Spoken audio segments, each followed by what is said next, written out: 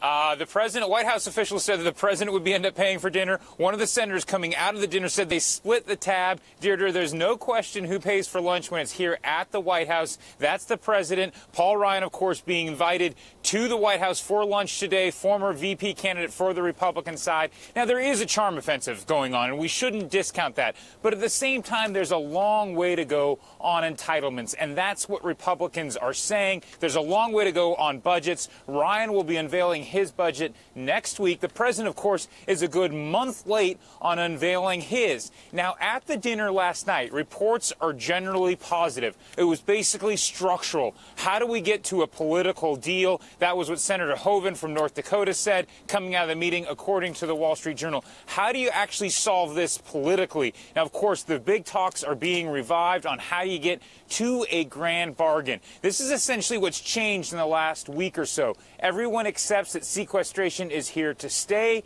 They've accepted that those $85 billion in cuts are taking place. Now it's focused on how do you get around all of that and have a longer-term deal that cuts entitlement spending and also cuts and has some tax increases. Of course, that's the president's view. They're still a long ways apart, but at least they're talking. Next week, there'll be another meeting. The president will head to Capitol Hill to have lunch. This is a charm offensive, Deirdre, none like I've seen in the 4 years I've been covering this White House. All right, Deirdre? well, that's certainly worth noting, Hans. Thanks for sharing that. Now, I just want to point out the House voted to fund the government last night, right? So is this going to simplify negotiations?